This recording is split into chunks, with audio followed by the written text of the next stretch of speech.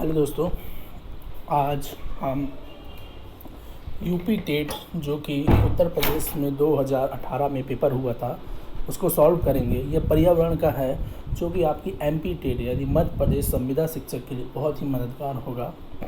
ये मेरा वीडियो है, मैं बनाने जा रहा हूँ। इसमें देखिए अच्छे से और क्वेश्चन करिए, जानिए किस टाइप के क्वेश्चन आते हैं पर्यावरण अध्ययन में। हालांकि एमपी टेट में सिर्फ पर्यावरण और विज्ञान से रिलेटेड क्वेश्चन होंगे, ना कि आपके किसी भी राष्ट्रीय अंतर्राष्ट्रीय मुद्दे पर होंगे। फिर भी हम कोशिश करेंगे।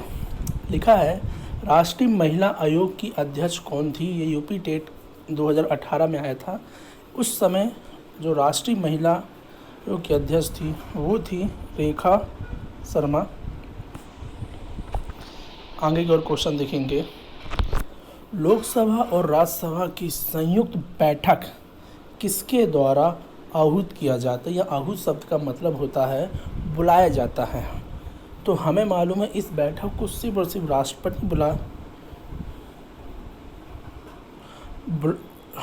राष्ट्रपति इसको बुलाता है, लेकिन जो इसकी अध्यक्षता करता है वो करता है हमारा लोकसभा का अध्यक्ष।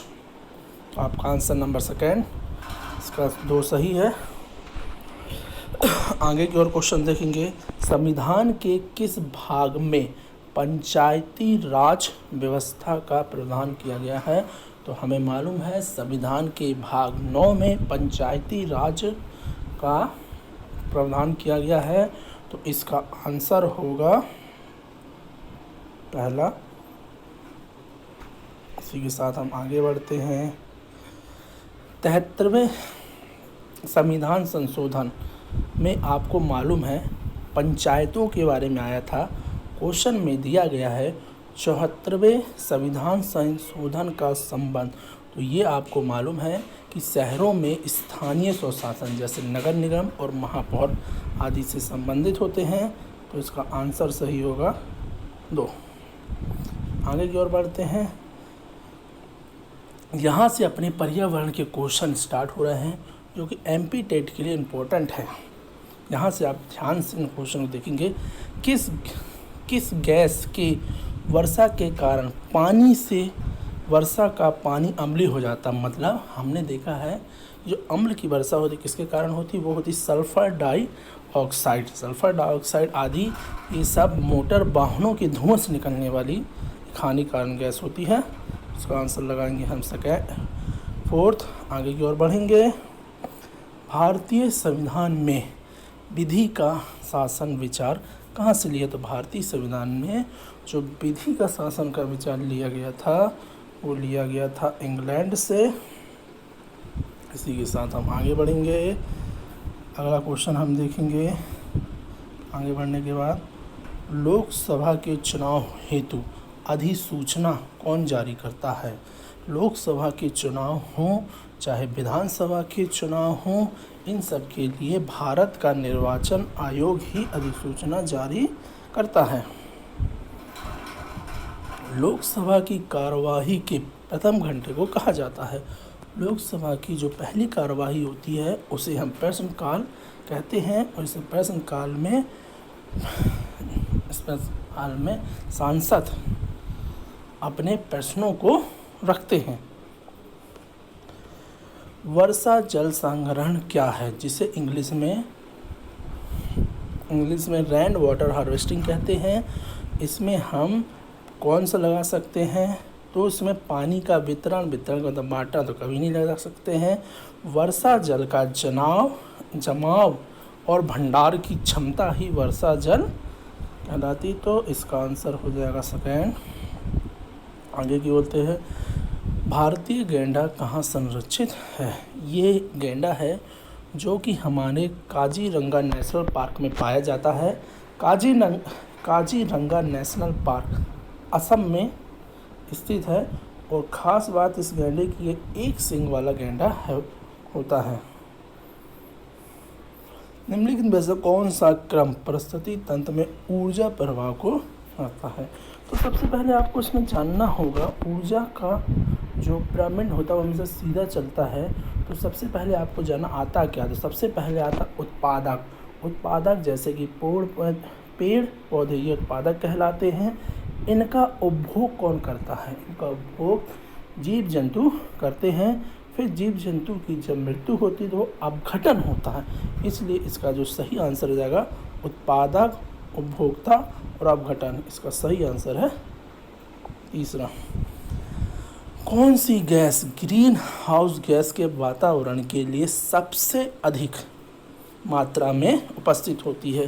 तो हम देखेंगे यहाँ आज carbon dioxide gas green house प्रभाव के लिए सबसे ज़्यादा उत्तरदायी है और इसी से ही हमको खतरा होता है। अगला क्वेश्चन है, किस वर्णक की उपस्थिति में पौधे हरे दिखाई देते हैं? हम सभी को मालूम है क्लोरोफिल नामक वर्णक की वजह से पौधे हरे दिखाई देते हैं। इसका आंसर है चौथा। आगे की ओर बढ़ेंगे। मानवीय गतिविधियां जो पृथ्वी पर जलवायु परिवर्तन के लिए जिम्मेदार हैं, वनों का जलना, ये एक वनों का जलाना ये मानवीय गतिविधियां हैं। कृषि के लिए कोई कार्य करना भी मानवीय गतिविधियां हैं।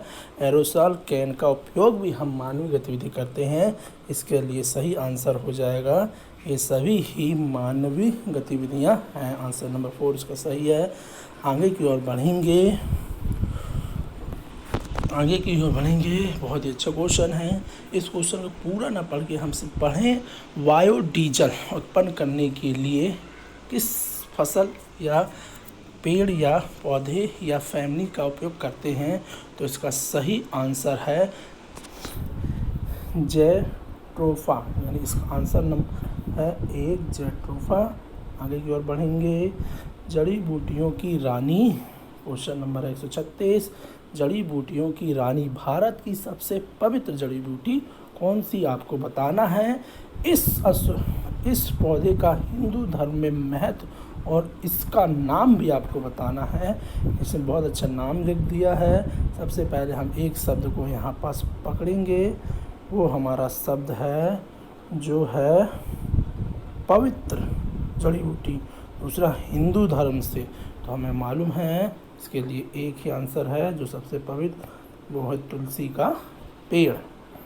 फिर हम आगे की ओर बढ़ते हैं। पीने के लिए सुरक्षित पानी को क्या कहते हैं? तो उसका आंसर सीधा मिलेगा।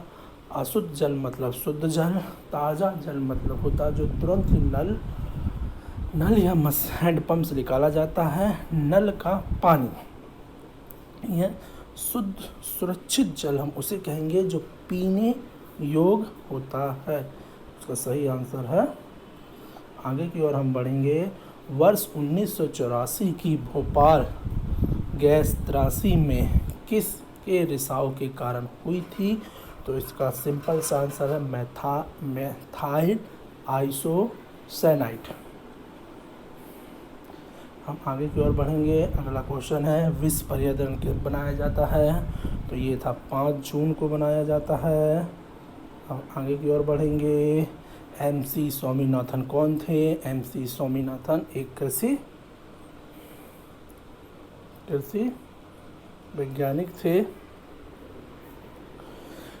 World life institute of India, जिसे शॉर्ट फॉर्म में WII कहते हैं, ये एक देहरादून में है जो कि हमारे पर्यावरण और जानवरों से संबंधित कार्य करता है।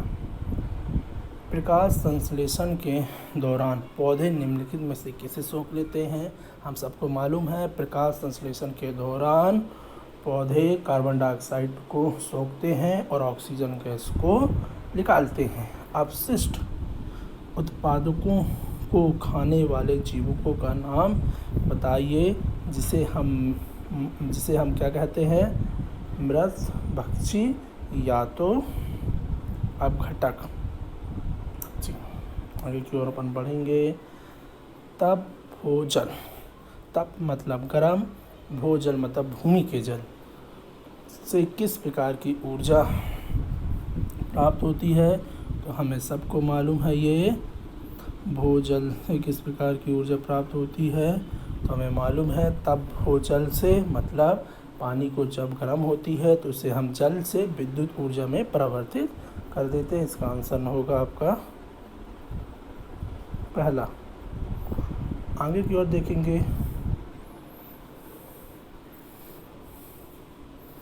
16 घाट स्थल। ये घाट स्थल है जो कि कहाँ पाया जाता है, आप सभी को मालूम है। इस घाट के बारे में आपको बताना पड़ेगा कि घाट स्थल कहाँ पाया जाता है। इस घाट स्थल के बारे में मैं आपको थोड़ी देर में बताता हूँ, मुझे इसका आंसर याद नहीं आ रहा है। आगे की ओर अपन बढ़ेंगे। भारत में पेलिकन पक्षी प्रजनन कहाँ पाया जाता है। ये बड़ा ही थोड़ा सा क्वेश्चन है, मेरे को उसका आंसर याद नहीं आ रहा है, मैं अभी बताता हूँ थोड़ा देर में। मिनी माता रोग, ये एक प्रकार का रोग है। यह रोग जो कि हमें मालूम है किसके कारण होता है। ये रोग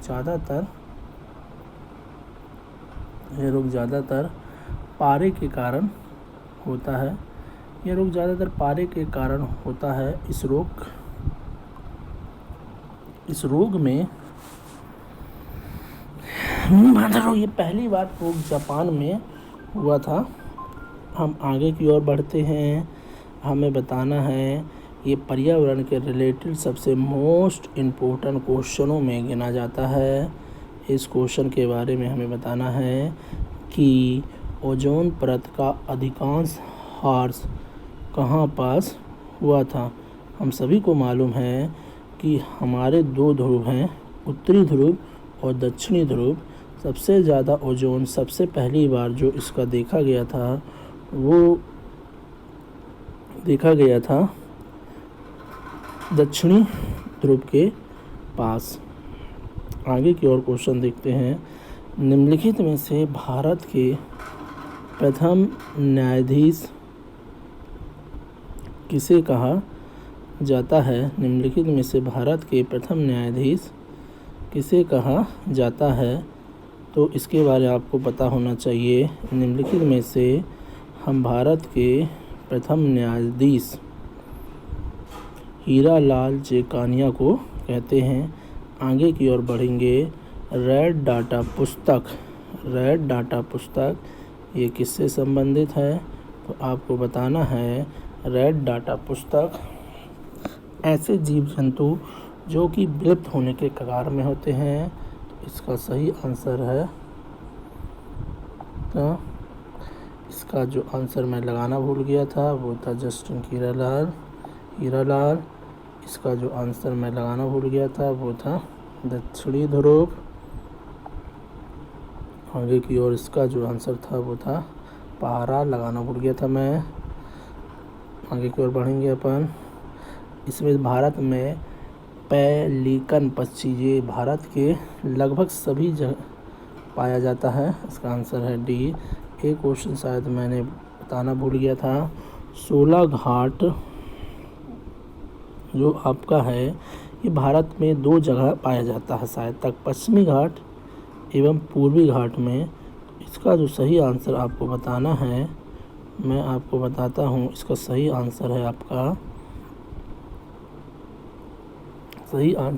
पूर्वी घाट।